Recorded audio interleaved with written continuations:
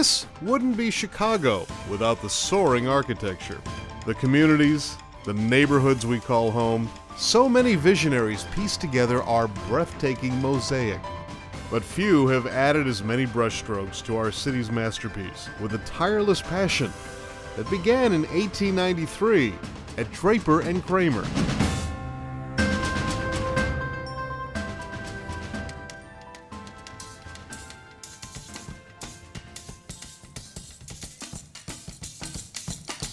Chicago, turn of the century.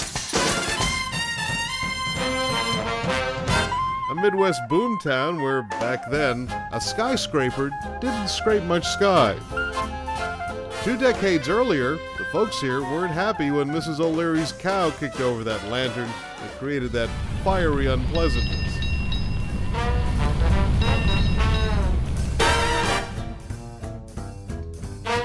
The World Columbian Exposition came to town in 1893.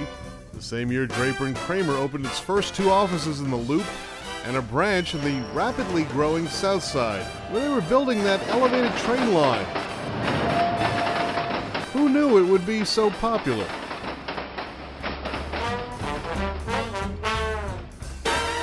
The early 1900s. While Chicago built the Biograph in Wrigley Field, where the Babe called that historic World Series homer, Draper and Kramer was busy calling its future, pointing to the still-to-be-built neighborhoods and becoming one of the city's premier mortgage banking and residential management firms.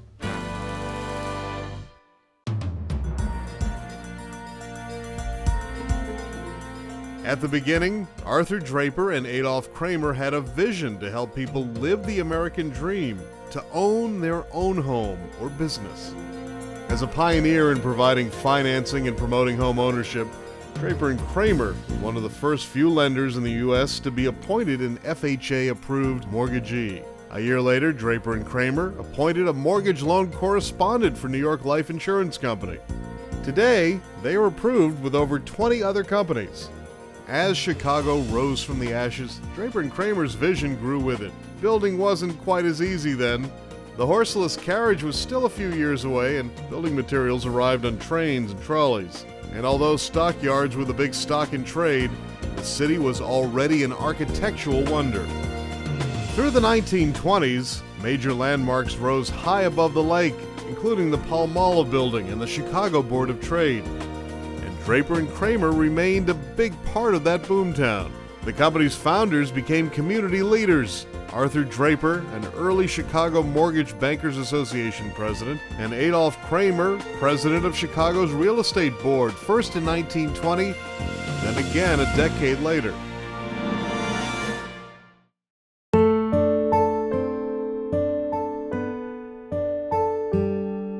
Then, the crash.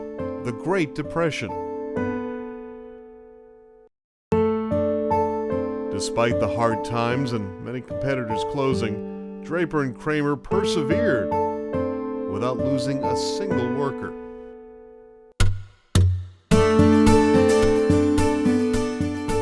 Things looked brighter in 1940 when the firm began leaving an indelible mark on Chicago.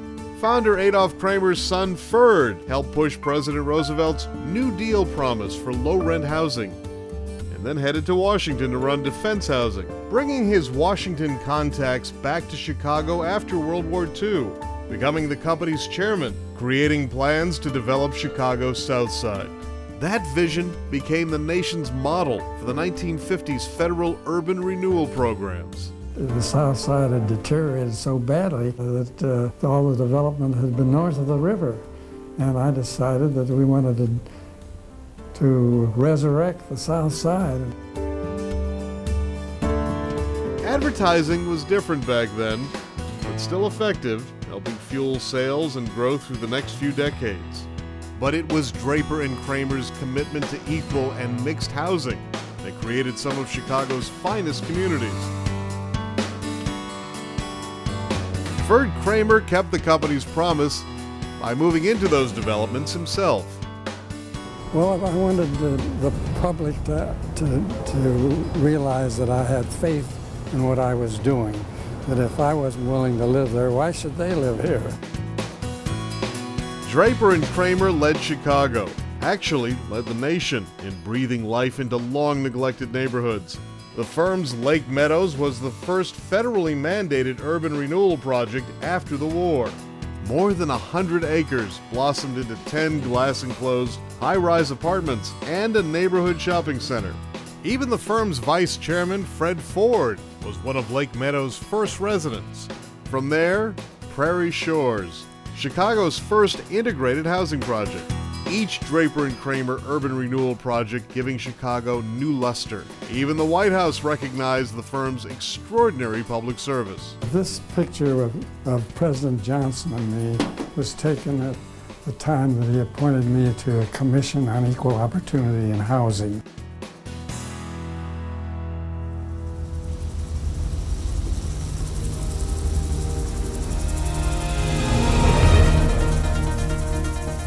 On this land, a $150 million residential community is being built from the ground up, and this new community is called Dearborn Park. Draper and Kramer touched so many major projects in and around Chicago. Leasing and managing the Inland Steel Building, regional shopping centers including Old Orchard, Oakbrook, Hawthorne, and River Oaks, branching into Chicago's suburbs and beyond. Draper and Kramer's vision continues recognizing those jewels of communities and buildings worthy of renovating and preserving. The historic Palmolive building, once home to the Giant Soap Company, was the first high-rise anchoring the Magnificent Mile. After nearly 3/4 of a century as office space, its exquisite Art Deco exterior no longer matched what was inside. Draper and Kramer changed that. Extensive renovation, excavating underground parking and car lifts, refurbishing original carvings and lanterns. They've transformed the Palmolive building into a luxury residential high-rise, attracting world-renowned retail.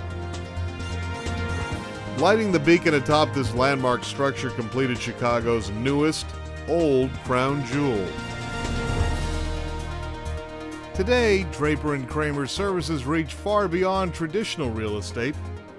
From being the largest single office for commercial mortgage banking to property management, conversion, shopping centers, residential developments, industrial parks, from insurance to research and analysis, investments and developments not only here in Chicago, but reaching across the nation and beyond to Chile.